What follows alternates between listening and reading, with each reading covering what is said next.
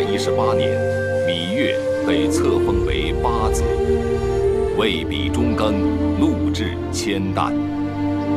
从此，芈八子成为他一生的名字。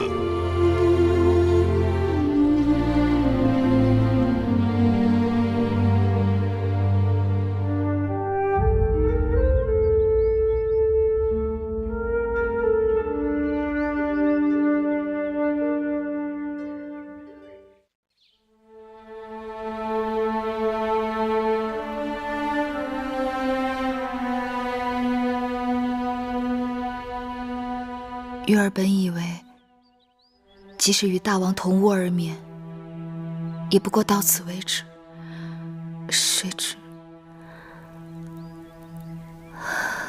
孤男寡女，同屋不同榻，若不是太无情，便是用情太深。这么多后宫女子，只有你能得到大王如此垂青。姐姐，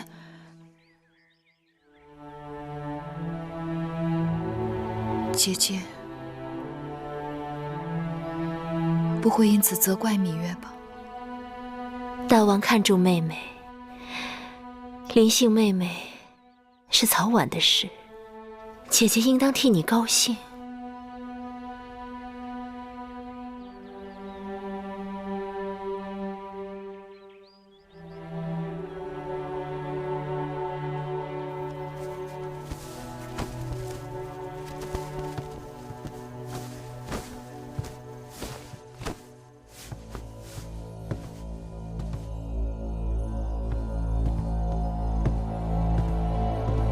王后，可以歇息了。王后若不想睡，奴婢陪您说说话。姑姑先去睡吧。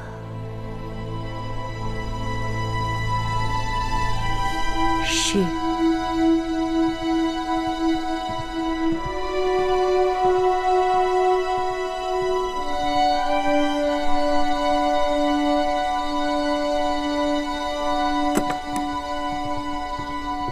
姐姐，我和樊长史都生了儿子，大王开恩，上个月才刚刚给我们继承了一个长史的分位，却比一个承宠没几天的人还低了2阶。自打我进宫起，也没见过大王如此专宠过一个人。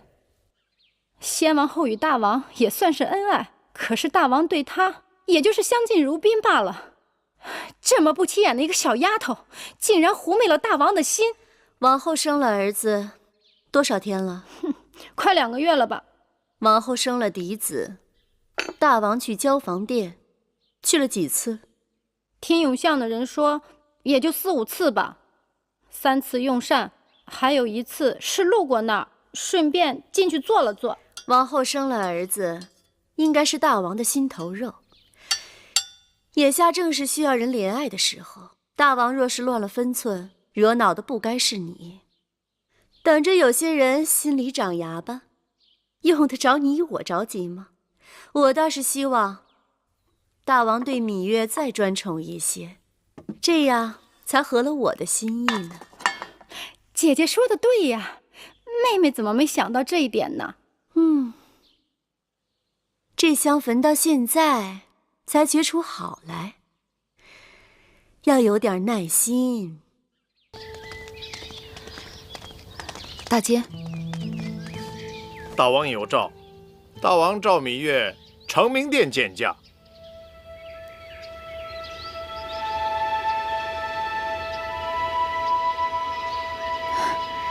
请容我梳妆。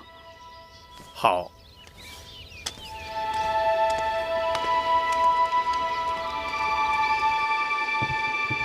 将大王赐予我的首饰，拣2只好的戴上。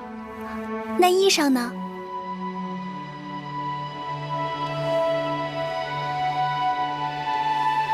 就要那件鹅黄色的吧。姑姑，你说呢？好，不过于艳丽，也不落于平俗。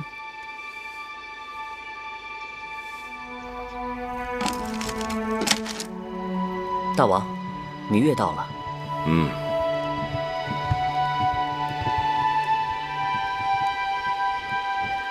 拜见大王。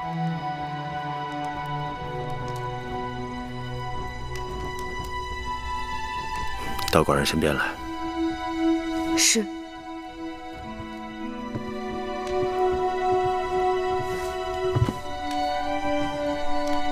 护目一笑，峨眉曼质，容则秀雅，质出颜值。寡人正在读屈子的《楚辞·大招》，果然写得很好。大王喜欢？屈子真是神来之笔，写楚国美人，栩栩如生。楚国美人，并非仅仅朱唇皓齿，而且彼得好贤，习以多之。有道理。花容月貌，抵不上兰心蕙质。过去只知道屈子恨寡人入骨，巴不得烹而食之。但寡人读过他的笔墨，发现的确是个人才。既然不得楚王重用，不如来我秦国大展宏图。大王读过菊颂了吗？寿命不迁，生难国兮，身故难徙，更依窒息。心知如此，很难勉强，当真可惜。楚国人才虽不能由大王驱使，但楚国的学识却是可以拿来用的。楚国宫中藏书众多，王后出嫁时，楚王曾赏赐王后500卷书简作为陪嫁。王后的嫁妆虽然在武关被劫持，但义渠人只掠走了一些金银珠宝，而最珍贵的500卷书简，还有全套青铜乐器，全都完好无损。只因秦楚两国文字不同，秦宫中像大王这样通晓多国文字的人不多，所以这套嫁妆自入宫以后就一直没有动用过。这些寡人都知道，可是整理书籍事务，费时费力。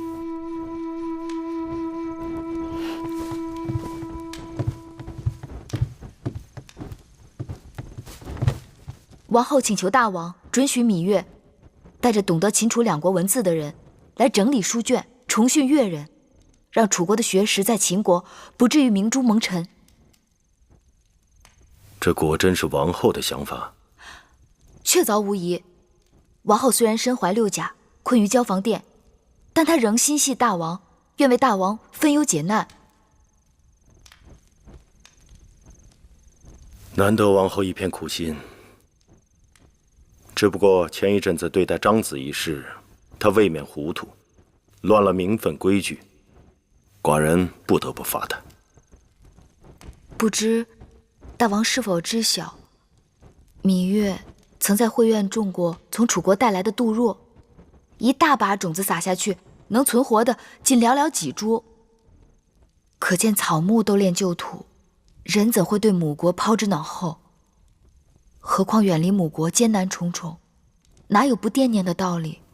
王后为人宅心忠厚，自来到秦国，事事以大王和秦国为重，但根未扎牢，有时难免心系旧土，关心则乱。但等到来年那杜若根扎牢了，秦国是他的基业，大王是他的靠山，他对旧土之念也就会渐渐淡了。人非草木，孰能无情？此话有理。寡人对王后也许是过于苛责了。明日下朝，寡人去交房殿看看她。天气越来越冷，寡人刚好让人做了几件上好的貂毛皮衣给王后护身子。多谢大王。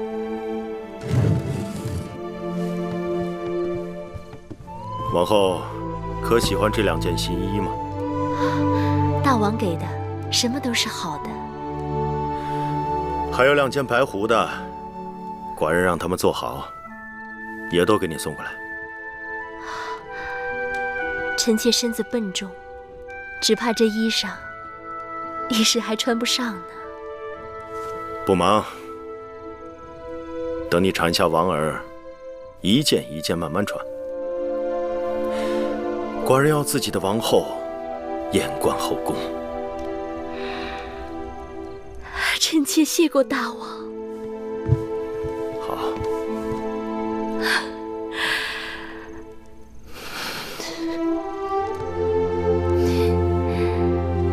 婉儿，不要再提我了。你父王过来看过你了。妹妹来了。姐姐，前几日魁姑做了姜蜜，妹妹尝了觉得好，所以今日特意给姐姐送来。太好了，今晚大王要来交房殿用膳，我还特意跟珍珠说，让她把秋日里我在园子里采摘腌制的桂花拿出来，给大王做桂花莲子粥。有了你的姜蜜，怕是要把我的桂花莲子粥给比下去了。姐姐何不今日给大王做莲子粥，明日再让大王尝姜蜜，引得大王日日惦记交房殿，由不得他不来。哪能等到明日啊？好久没有吃过楚国的姜蜜，都馋死姐姐了。你还记得吗？母后也喜欢姜蜜的，特别是秋日的菊花姜蜜，总是让膳房做很多，分给各宫的公子公主们。王后何必提及此事啊？她是不会记得的。姐姐大约忘了，在楚国这种事，从来都与我无缘。先生，魏夫人那边又派人催要符节了，说是再见不到符节，她就不得不亲自上门了。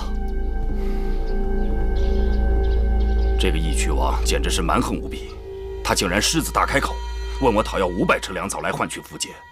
500车粮草，这得多大动静啊！所以我一直没有答应他。这样，你马上再去找一次义渠王，你转告他，就说我情愿拿珠宝钱财来折换成他想要的粮草，让他即刻把符节给我还回来。是。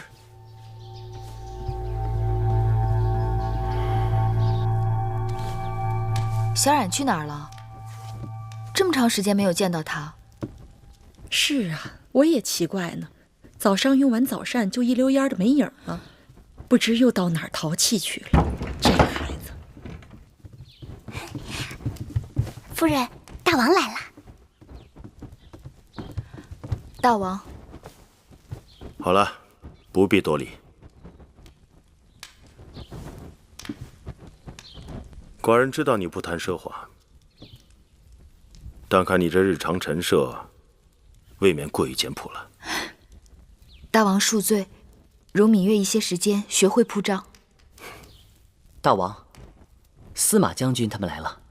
好，让他们进来。是。大王。小冉。姐姐，姐姐。司马将军，这孩子怎么样？这孩子龙精虎猛，是个习武从军的好胚子啊。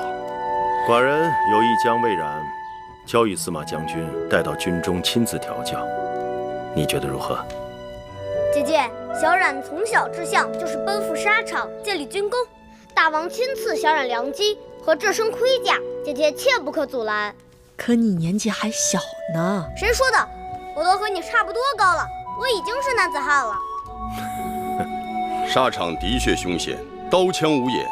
这么小的孩子交与臣带他从军，芈月是要慎重。臣妾庇护得了他一时，庇护不了他一世。他身为男儿身，当早日自立自强，建功立业。大王深谋远虑，请司马将军收下他。芈月，快快请起。好了，起来吧。芈月既然信任司马错，我定不辱使命。小公子，你这么小小的年纪就去从军，就真的不怕吗？有什么好怕的？我已经长大成人了，能够为姐姐和魁姑出头了。好，既然如此，就这么定了。2个月后，萧冉随司马错离开咸阳，你们为他准备行装吧。谢大王厚爱，谢司马将军照应。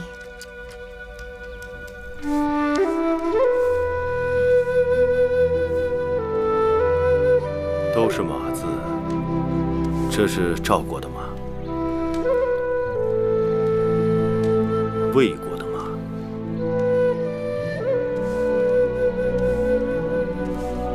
这是我们秦国的马。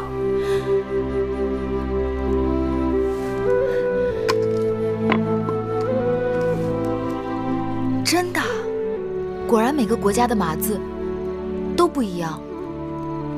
光这个马字，七国就各有不同的写法。想要征服列国，争土地容易，征服人心，却因为文字、货币、度量衡的种种障碍，难。也未必。大王看，韩、赵、魏是不同国家，可他们的文字却很相似。韩、赵、魏原来同属三晋，自然共用晋国文字。后来三家分晋，他们有意把文字做出种种区分，所以这三国文字虽然相似，却也不同。西周之后，诸侯分裂割据，攻城略地，自建障碍，造成了交通、文字、货币、度量衡的不同，为难了别人，也为难了自己。那年，王后嫁入秦国，半路病倒，我在药铺好不容易找到一个认识楚国文字的人，却因为度量衡不一致，他不肯卖药给我。他也两难，不卖给你是误事，卖给你可能就是害命。不要说国与国之间，寡人这些年来，在秦国的属地，统一文字、统一度量衡，都一直进行得很艰辛。听说那些被楚国并吞的小国，刚开始也都是文字语言不同，并入楚国之后，却被迫使用同一种文字。刚开始人们也很抗拒，后来渐渐习惯，竟也觉出种种好处。所以，只要统一了疆土，再想统一文字、统一度量衡，也不过是岁月光阴的事情。习俗一致了，人心自然顺服。这是寡人的志向。芈月，你可愿意陪寡人完成这个抱负？我愿意。好。王后怎么样？快端出吸气，吸气，用力呀！快，吸气，吸气，吐气，使劲儿！大王公公，我没力气了。加把劲儿，王后用把劲儿，快，使劲儿，使劲儿，使劲儿啊！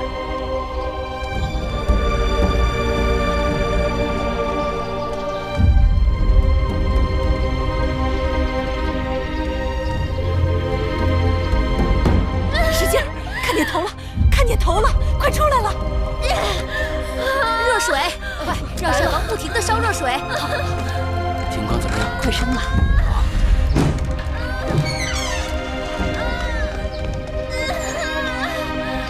药熬得怎么样？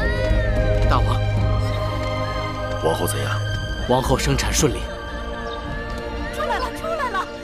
王后，坚持，出劲来了！使劲啊，王后！使劲啊！用力呀，王后！剪子！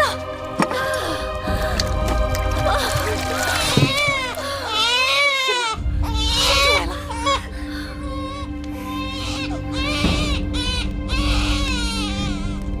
是男孩女儿？恭喜王后！恭喜王后！生了。是个公子，恭喜王后，贺喜王后！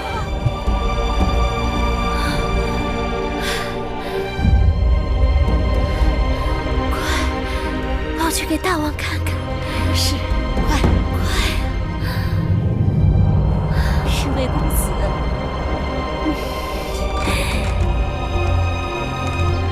恭喜大王，贺喜大王！王后生了一位小公子，母子均安。恭喜大王，贺喜大王，喜喜子。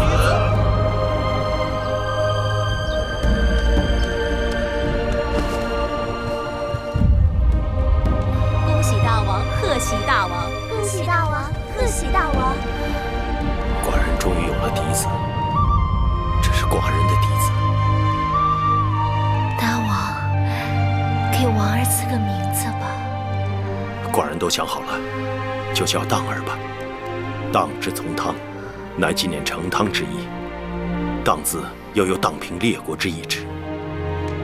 王后看如何？臣妾谢过大王赐名，当儿一定不负大王苦心，为大秦荡平列国，称霸天下。好。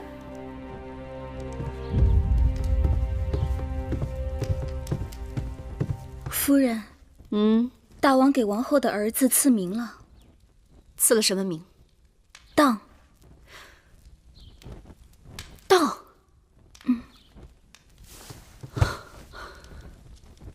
纪念成汤，荡平列国。是。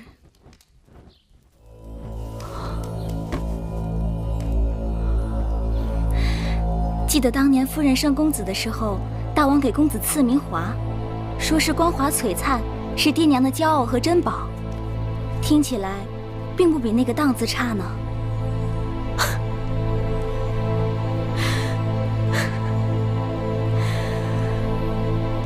什么光华璀璨？什么爹娘的骄傲和珍宝？说的再好听，也只不过是个爱字，不是嫡子，更不是纪念成汤，大平列国，深渊期望的储君。大王会立王后的儿子为太子？你以为不会吗？大王只是跟我们这些人玩了个文字游戏吧，说不定他从一开始就没有想过立华儿为太子，只是我傻，不仅盼着华儿当太子，还一心一意的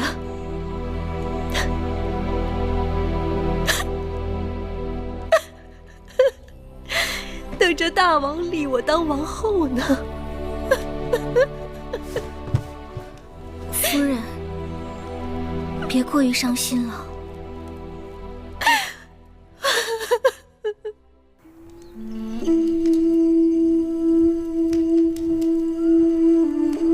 此去秦国，路途遥远，且不说高山峻岭、强匪流寇，就是外边的严寒风雪，也会要了公子的性命的。子邪要去秦国寻的人，比子邪的性命更重要。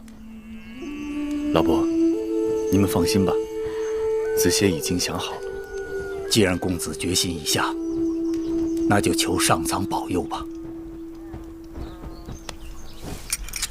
这点钱帮不了公子什么，就算一点心意吧。老伯对子邪恩重如山，如来日有机会，子邪定会报效万一。大王，今日我去看姐姐，姐姐为大王给当儿取名而欢喜至极。你也喜欢这个名字？谁人能不喜欢？哦，对了，大王，上次与大王提起唐夫人节俭，把每日省下的灯油一点一滴刮下来留用。昨日内府突然派人给唐夫人送去了10斤灯油，惊得唐夫人对着内府的人直抹眼泪。寡人为太子时，唐夫人就跟在身边。寡人理当善待老实人。我近来还知道了，宫里的烹饪高人是谁？谁呀？魏良人。你怎么知道的？因为大王每次去魏良人那里都要用膳，去别人那里大多只是坐坐便走了。可见魏良人那里最让大王动心的是饭食。你这个小丫头。好了，今天就不说宫里的事，说点别的。说什么？说说你的子邪，如何？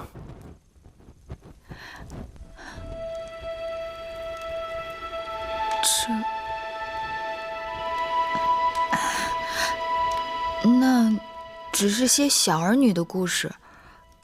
大王又不是邻家老伯，听起来只怕会无趣。那今日你就把寡人当成邻家老伯，如何？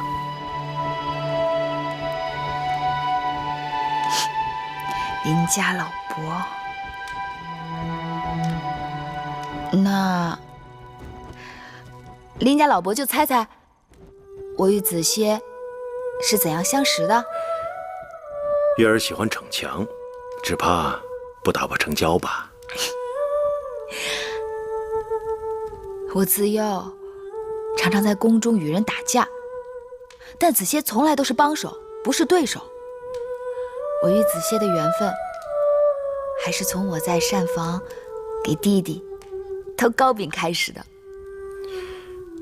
皇歇谦谦君子，却要跟着你当小贼，真是难为他了。偷糕饼算什么？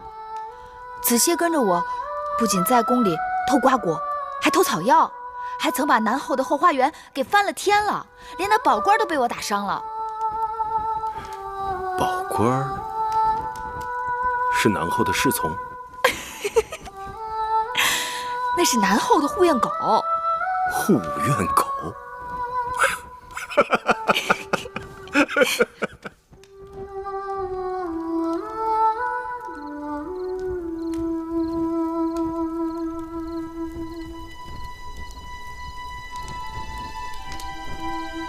想要征服烈国，征土地利，征服人心难，这是寡人的志向。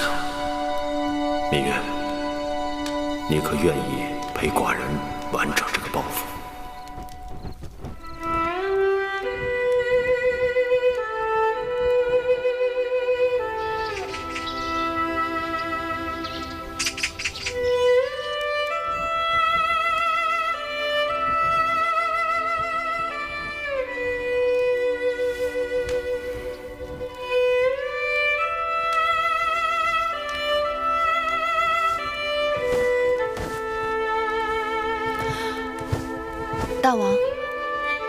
大王晨起习武，芈月来陪。今日寡人免你早起。芈月睡不着了。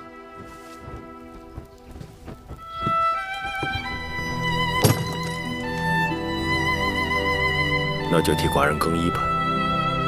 是。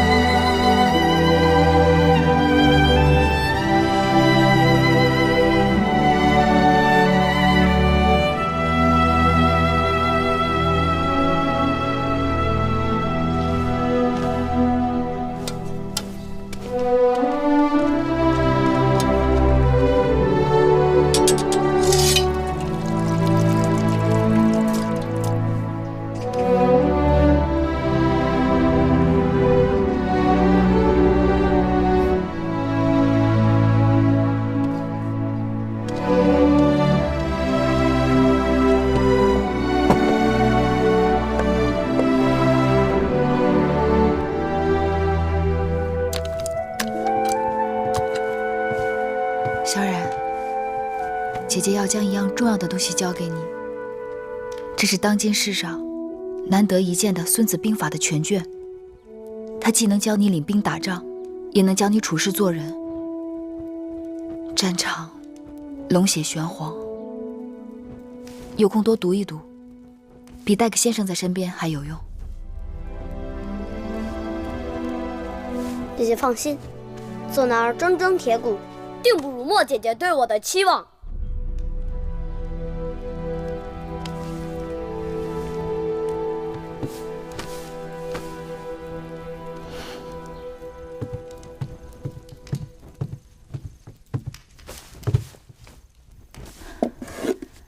大王，喝茶。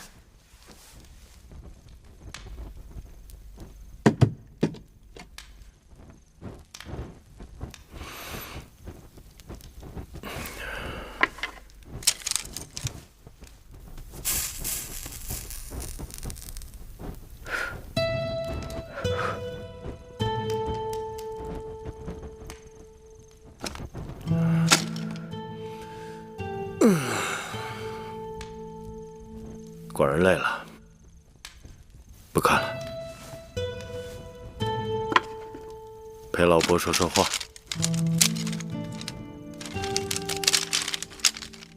老伯想听什么？老伯还是想听听你的子歇。还说？每次都说他，都说了好多次了。老伯还没有听够，你就说够了吗？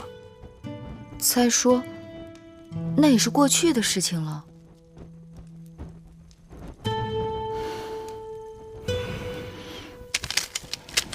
知道吗？子歇曾答应我，说这辈子只要下雨，他便背着我走路。为何有此承诺呢？那年我生辰，魁姑给我做了双绣鞋。魁姑的女工是宫里1等1的好，那双鞋子真叫人爱不释手。可那日正巧赶上下雨，我便将鞋子揣在怀里，赤着脚走路。子歇在公道上碰到了我，心痛至极，他硬要我把鞋子穿上，背着我走。他告诉我说，这辈子与我在一起，一定要让我总有新鞋穿。如若下雨，他便背着我走路。你们两人真是天设地造的一双，可惜了。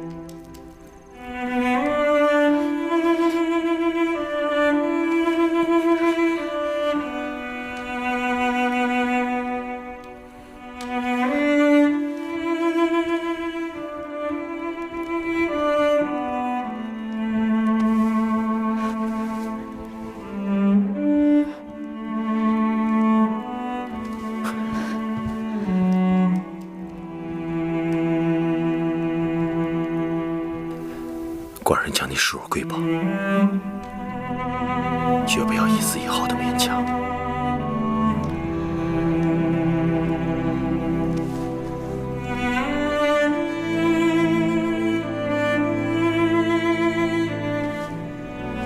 睡吧。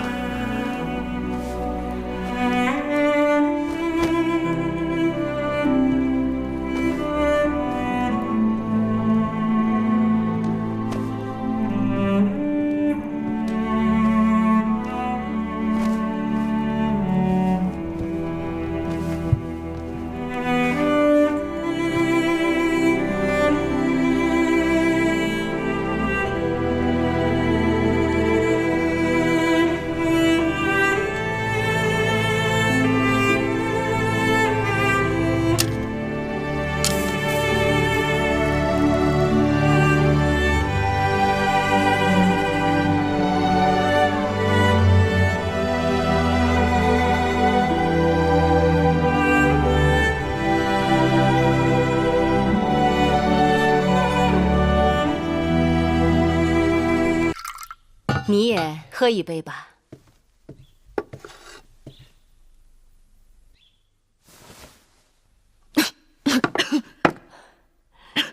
看来你还真不会饮酒。都说琴酒性烈，果不其然。这女儿家一定要学会饮酒，它是忘忧药，能陪你一辈子，不离不弃。芈月，你可见过天底下有比我姑母更潇洒的女子？都说大公主是迎夫人养大的，我看大公主和迎夫人真的比母女还要相像。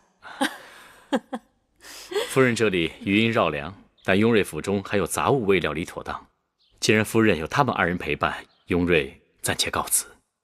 饮酒赏歌何等的雅事，你却用杂物2字来烦扰自己。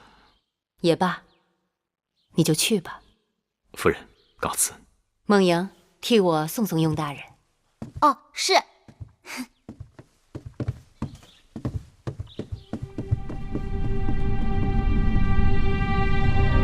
好一个芈八子！当日我就看出，大王迎娶的处女中，唯有你是最不安分的。夫人的话令芈月战战兢兢。你小小年纪进宫不久就得此位分，可见得你在大王眼中的分量。我听说大王已经专宠你2月有余，宫中因此废议。芈月不知自己错在哪里，望夫人指点。如你这样的情况，并非宫中第1人。先王后和当今王后，他们出入宫时，大王都专防独行了3个月以上。妻者妻也，王后是大王唯一正妻，平起平坐都是应该，专防更是无理由挑剔。你明白就好。除了王后、魏夫人、果美人承恩，最多也只不过就是10几日的功夫，魏良人就更少了。大王历来都是我行我素，但是大王对你的专宠，都快赶上王后了。这让有些人看在眼里，心头早已滴血。芈月别无他念，只想好好侍奉大王。能侍奉大王是你的福分。当今世上，既有心性又有姿色的女子，大多都是宁愿做褒姒，也不甘做无言的。你要当心，恃宠而忘形，树敌太多。虽然说后宫之事也应该由大王来定夺，但是大王的心思多在前朝，并非总能关照后宫。要想平安多福，就要收敛心性，懂得进退。谢夫人指教，芈月字字铭记在心。起身吧。谢夫人。其实我想让你记住的就是2个字：分寸。是。姑母。梦莹，你回来了。梦莹啊，芈八子是头一次到我这儿来，你快带她到我这北郊行宫四处去看看啊！走。谢夫人。去吧。刚刚姑母跟你说了些什么？只是家常话罢了。迎夫人豪爽，心思如同男子，举手投足更有大丈夫之气。我就知道你们俩会很投缘。哎，雍大人怎么会在迎夫人这里？雍大人常常看望姑母，他们的情分已不是1日2日。能看得出他们彼此是体贴知己。姑母一生艰难，但很洒脱。我从小便想学做她那样的人。夫人，大姐来了。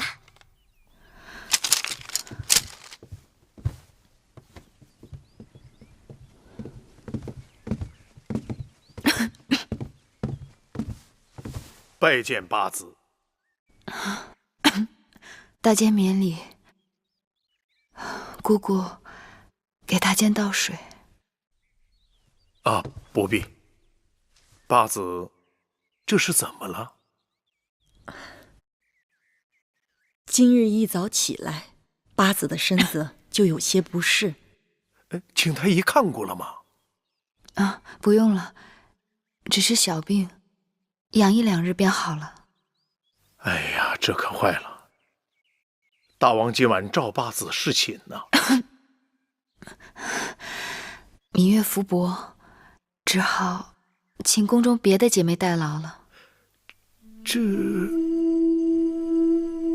咱们小公子天庭饱满，长得跟大王一模一样呢。他父王指望他荡平列国，称霸天下呢。啊，是啊。怎么了？当儿想必是饿了，让奶娘抱去喂喂吧。是。好了好了。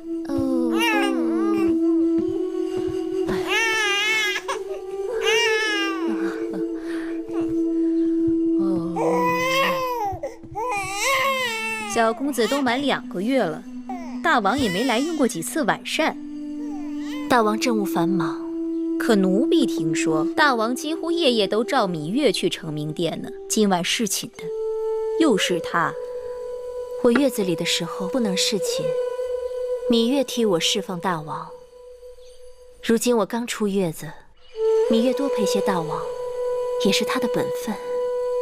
只怕有些人的心思在本分之外呢。好了，玳瑁姑姑，我知道你是在为我争，但是不能因小失大。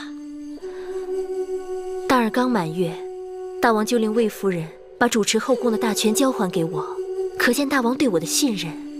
如今大王指派芈月主管整理我从楚国带来的陪嫁书简，她日日在书库，也算恪尽职守。好不容易有几天太平日子，你就不能让我耳根清净一下？奴婢知道了。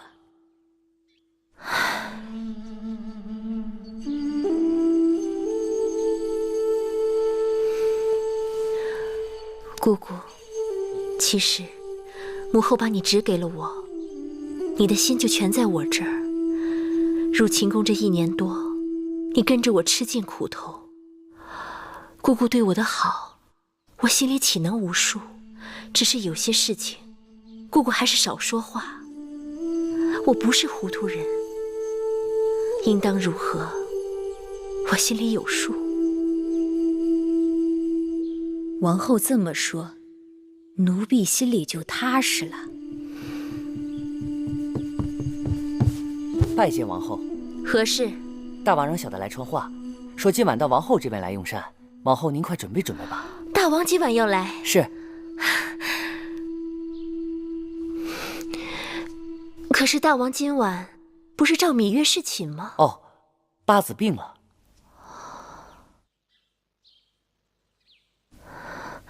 知道了，你下去吧。是。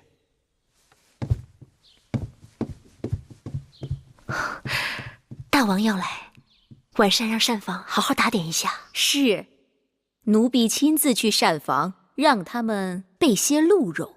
鹿肉属纯阳之物，补脾益气，温肾壮阳，给大王吃最好不过了。奴婢去准备了。大王，这鹿肉是照楚国的方子炮制的，您看味道怎么样？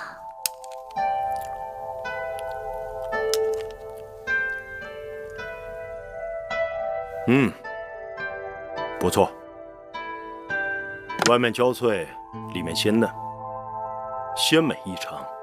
怎么，还有些野山菌的回味？这鹿肉要先腌制再炮制，所以味入肌里。这野山菌是臣妾特意交代御厨，先将野山菌熬成汤汁，待肉炮制5成熟的时候，淋浇在这鹿肉上，所以才有这滋味。王后真是聪慧之人，一块鹿肉也能做出奇巧花样。臣妾愚钝，只是尽职而已。好了，寡人吃饱了。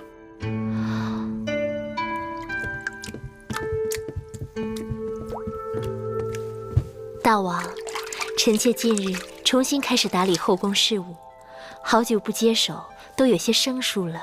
再加上当儿才刚满月，臣妾想，要不让芈月帮臣妾料理几日？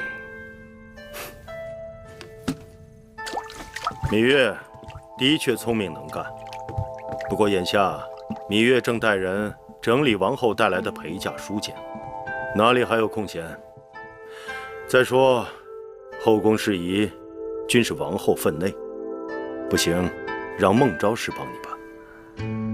那就照大王的意思办。好了，不早了。大王今晚……芈月病了，寡人要去看看她，之后回承明殿打理政务。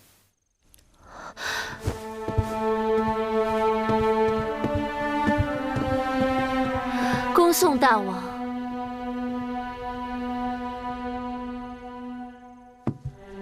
王后，你，姑姑有话就说吧。你留不住大王的人倒也罢了，怎的把手中主持后宫的大权也要随意送给他人？这权是我等想送就送得出去的吗？后宫的权给谁不给谁，全在大王一念之间。姑姑难道没看出来，我只是试试大王？大王方才的话，你也都听见了。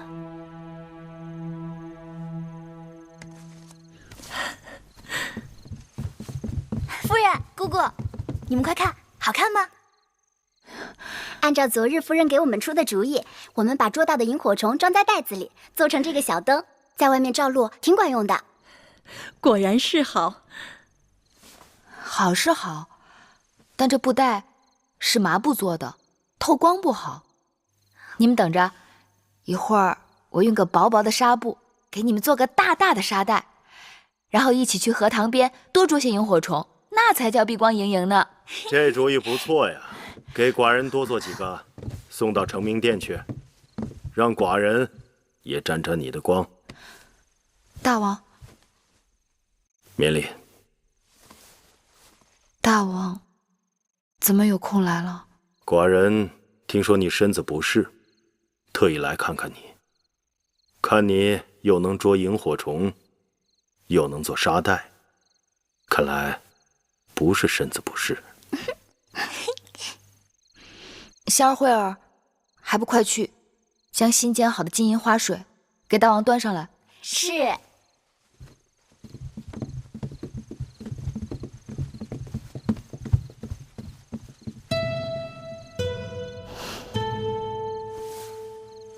大王恕罪，这2日忽冷忽热的，月儿的确是常有头疼脑热的时候。你这点小把戏，哄得了别人，哄不了我。说实话，你是厌烦寡人，还是厌烦寡人的承明殿了？大王待月儿好的不能再好了，我哪敢说厌烦2字？只是宫中的姐妹甚多，大王也该分些恩惠给她们。你呀，你一向率真，这话不像是芈月的话。谁教你的？啊？无人教我。前不久，你随孟莹去见过莹夫人，定是她的主意。唉，我这个姐姐样样都好，就是爱多管闲事。燕王派使节来提亲，你等如何见解？大王，燕国在6国之中属于平庸懦弱之国，国土面积不大，兵卒数量不及魏，车骑数量逊于赵，军粮储备也难望其之项背，而刀剑器械不及韩。燕国并无一技之长，与之联姻，与我秦国毫无益处。大王，大良造此言差矣。燕国的确国小势微，北有山戎侵扰，南有齐国虎视，但这也正是燕国一心要与我秦国结交的原因。若燕秦两国联姻，南可以联手抗齐，西可以牵制东湖，大大缓解我秦国的后顾之忧，既是举手之劳，又是明智之举，为什么不呢？张子之言甚是。秦国对外该实行远交近攻之策，那燕国距秦国千里之外，与秦国并无直接冲突，而东湖和齐国与秦国为敌多年，若能联燕抗齐，乃上上之策。看来与燕国联姻，利大于弊，何乐而不为？选燕国使者，明日入承明殿议亲。是。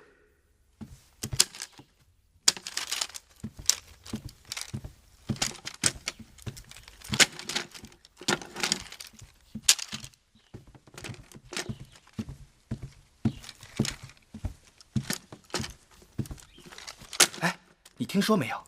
燕国派人来求亲了。向谁求亲呢？那还有谁呀？当然是我们秦国的大公主啊！咱们大公主那么好，谁能配得上她呀？你笨不笨呢？再好的姑娘，那也得嫁人呢。希望燕国不是太远。这燕国啊，是离我们秦国最远的国家了。冬天下很大的雪，那儿的人呐，鼻子和耳朵都被冻掉了。这大王为什么要把大公主嫁到那么吓人的地方去？脖颈子痒了。姐姐，今日我到公孙衍的府上去过了，可大良造仍然不肯把符节还给咱们。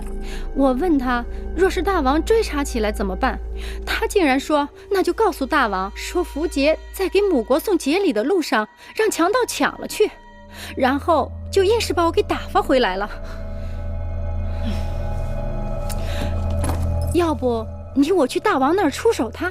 妹妹糊涂啊，你以为这样就可以自保了？姐姐，那我们总不能就这么坐以待毙吧？不过倒是可以借此吓他一下。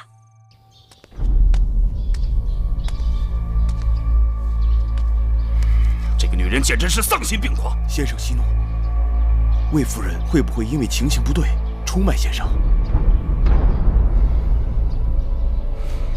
暂时还不至于。即便他在符节之事上能够洗白自己，无关谋杀王后，也是掉脑袋的大罪。但眼下一群人故意为难人，他们只要粮食，不要钱财珠宝，还说拖的时间长了，要把500车粮食变成800车。什么？800车？简直是岂有此理！先生，我们应该怎么办？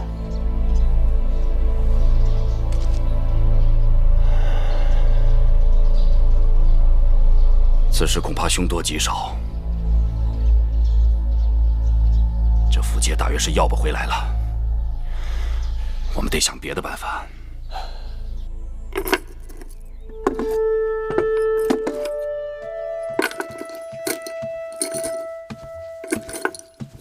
月儿，你这是在找什么呢？上次王后送了我一套紫玉鎏金的首饰，怎么找不到了？你找他干嘛呀？听说燕国来了使者给梦莹提亲，梦莹待我十分真心，我也该准备一些贵重的礼物送给她，也算是我的一片心意。那套首饰太贵重，我怕香儿他们粗手大脚的给弄丢了，就特别给收了起来。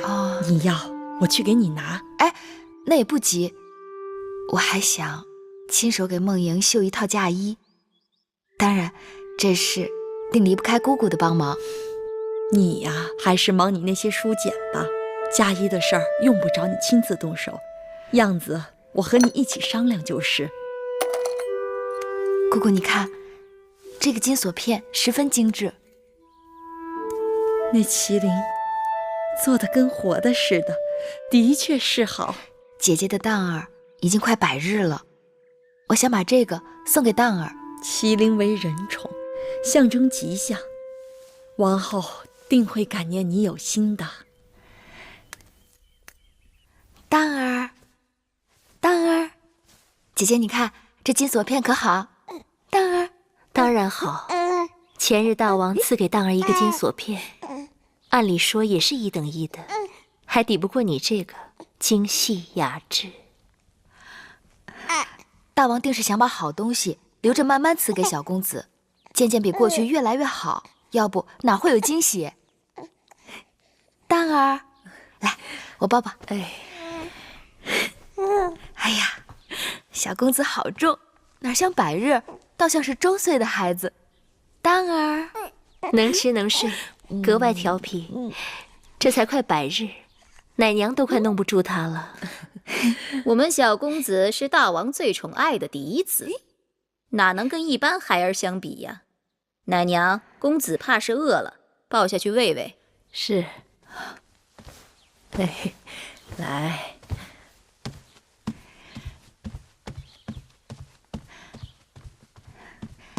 姐姐，你从楚国带来的陪嫁书简，已经整理出来一部分了，正让人抄写成秦文。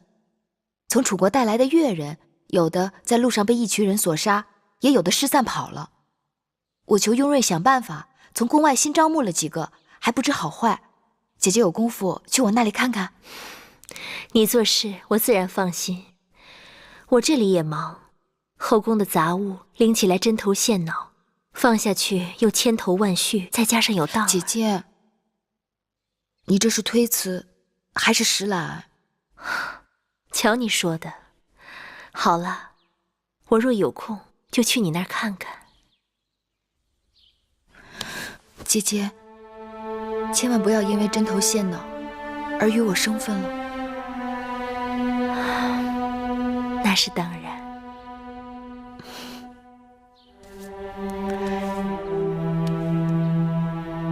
那妹妹先告辞了。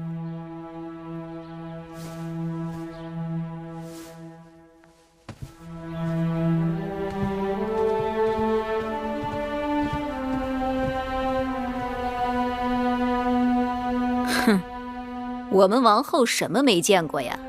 一个金锁骗子，显摆什么？姑姑嘴上积点德吧。就凭芈月，哪里拿得出这样的东西？定是大王赏赐给他的。芈月侍奉大王多日，得些稀罕宝物，也是他的本分。只是什么？从小到大这么多年，只记得凡是我有的，定是他没有的。只有我给他东西，何尝有过他给我？如今却倒过来了。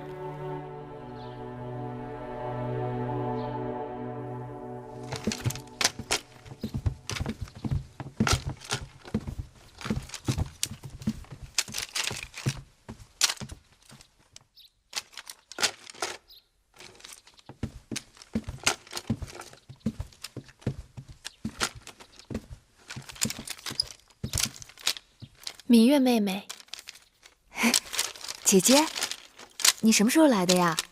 也不让工人通报一声。我只是正好撞上，看你忙，想着还是不要打扰，省得你分心。什么分心？都说魏良人的学问是后宫里最好的，你来了，正好给我帮把手。妹妹可知燕国来向大公主求亲了？我听说了。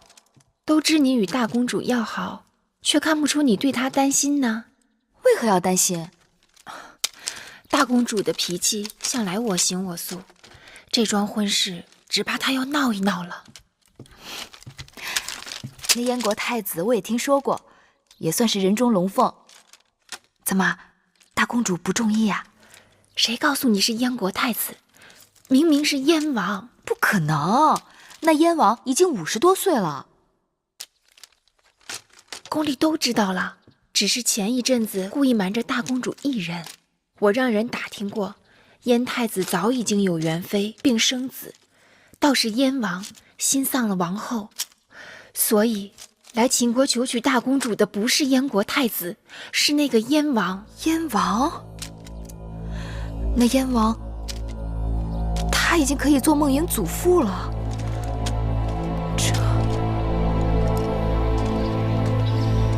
唉，昨日受了风，腰酸背痛的。这王后有什么事儿，让下面人传个话便是了，还让我们这一遍一遍的跑腿儿。姐姐就别抱怨了，王后对咱们姐妹还是挺关照的。你想啊，自王后坐月子起，交房店就传话，不用日日去问安，免得大家辛苦。其实我们也偷了好一阵子懒呢。就光卖这点好，就把妹妹降服了。说什么降服不降服的？姐姐，今日召我们去，必定是和大公主的婚事有关。大公主年幼丧母，又最得大王的欢心，她的婚事，咱们好歹得应付。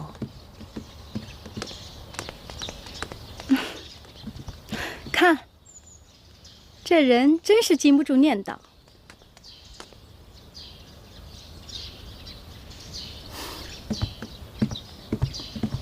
魏长史、樊长史，大公主，给大公主道喜了。魏长史，有话便说，不必客套。大公主真是好命，大王一向疼爱大公主，等有一日大公主嫁到燕国去，一定会得到夫婿的加倍宠爱。你这是何意啊？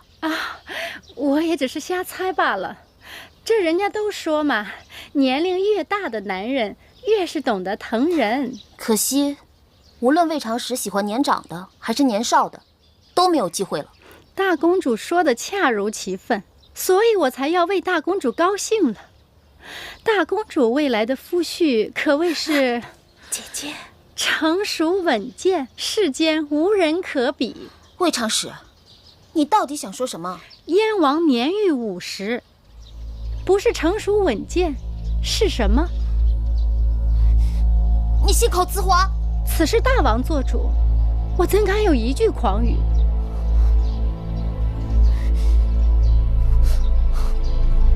大公主慢走。姐姐，大公主一向都心高气傲，你何苦说这些话来伤她？哼，我伤着谁了？我只不过是说了一句大实话。哼。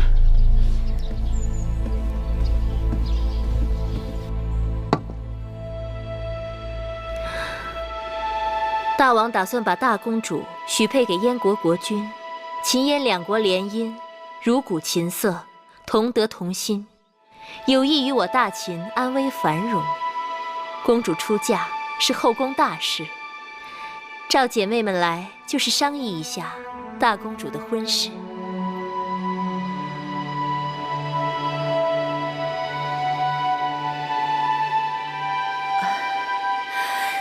大公主的婚事由大王做主，王后亲自操办，自然再好不过了。只是那燕王，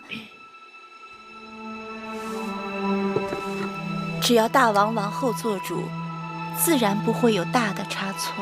也是，燕国国君城堵忠厚，大公主年轻貌美，这桩姻缘说起来倒也般配。姐姐所言甚是。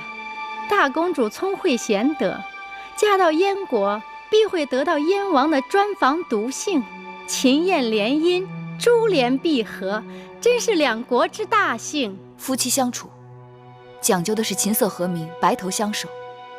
而那燕王貌衰老朽，大公主年方18，青春年少，如此夫妻，只会貌合神离，咫尺天涯，如何谈得上长相厮守？更谈不上如鼓琴瑟，同心同德了。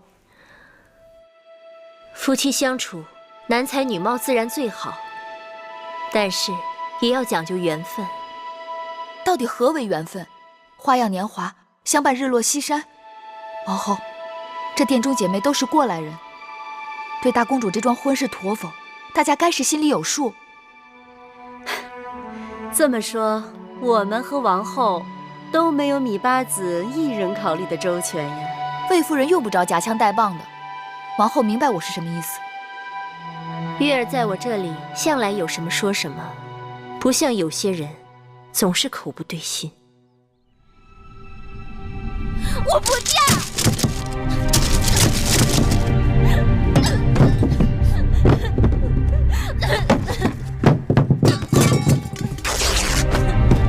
我不嫁！我不嫁！我不嫁！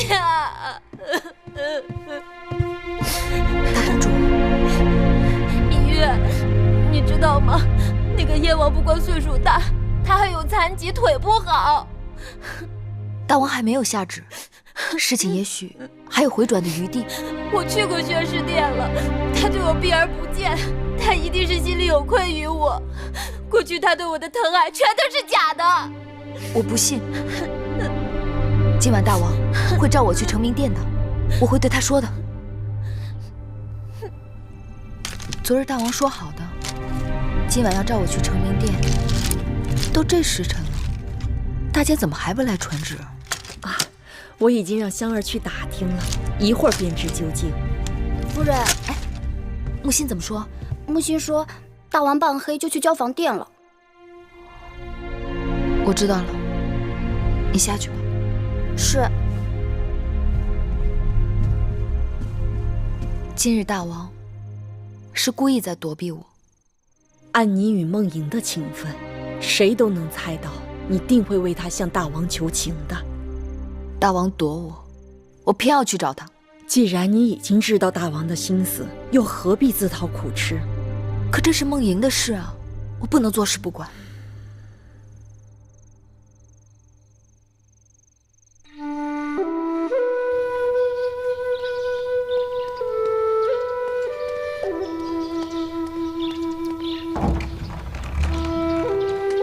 大姐，八字，回去吧。大王正在殿内议事，不能见你。还请大监行个方便。你若能进得去，我怎会拦你？我可以等。大王此刻不想见你，过会儿也不会见你。我真的有要事，必须要见大王。哎，八字，大监，大王，大王，寡人听说你一直忙于整理王后从楚国带来的陪嫁书简，今日怎这样得闲？望大王恕罪，为大公主的婚事，芈月是不得已而为之。大公主的婚事已交由王后操办，用不着你越俎代庖。芈月不敢僭越，但大公主的这桩婚事的确是不妥。妥与不妥，前朝有重臣权衡，后宫有王后把握，你还是回书库去吧。大公主的终身福祉，只在大王的一念之间。去成明殿。是。大王，荡儿，笑一个。呦呦，荡儿，抓抓啊！哦，给娘亲笑一个，她抓住了。姐姐，妹妹来了。这孩子今日特别淘气，总是喜欢捉弄人。你给他什么东西，他都扔在地上，等你去拾。你若不拾，他便哭闹不止。小孩子都这样，哪里一样？上个月樊长史的孩儿公子通满周岁，那公子通比荡儿就大7个月，却是异常安静的孩儿。我看他身子瘦弱，怕是樊长史上次滚下台阶，害得他先天不足。哎，那次你怎么没去啊？樊长史说他也差人请了你。姐姐，妹妹来姐姐这里是有件事情想要求你。姑姑，带荡儿下去吧。是。抱下去吧。是。别以为我愚笨，你一走进交房殿，我就猜出了你的来意。母监不肯为我传话，大王不肯听我陈情。大公主这几日水米不进，我怕她有空，我自会去看望大公主的。姐姐能去看她，那是再好不过了。但姐姐毕竟是她的母后，总不能放手让她跳入火坑吧？梦莹的婚事由大王一人做主，梦莹违背父命，已经让大王恼火得很。我若再去劝说，只能是火上浇油。可这事怎么能了呢？走到哪儿，了到哪儿吧。姐姐有了当儿，比我更知晓，凡事要为儿女的前程打算。列国自有年貌相当的诸侯和太子，大公主为什么偏偏要嫁给燕王那个老朽？那个燕王还是个瘸子。若是轮到你我，也是打死不嫁的。上次召集后宫嫔妃，商议梦莹出嫁之事，你当众顶撞我，我不与你计较，是因为我知道你是性情中人，但大王的脾气，你也是知道的，只怕比你还执拗。我已经有了上次的教训，凡是大王拿定主意的事，硬要去碰，只有突破血流。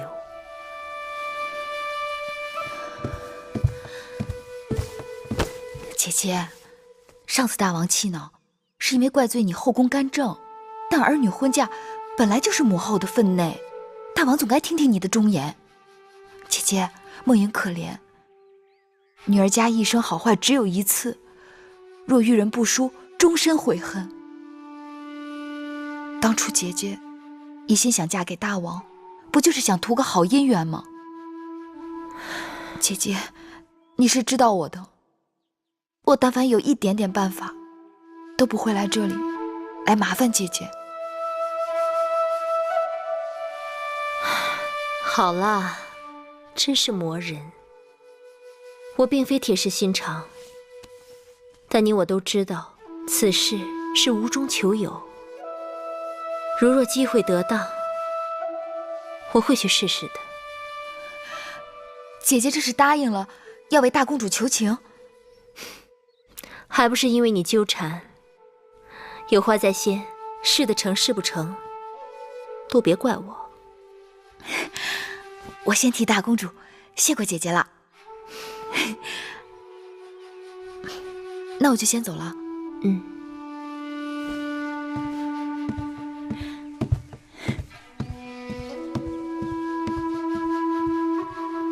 王后明知大王的心性，为何还要卖给芈月这个面子？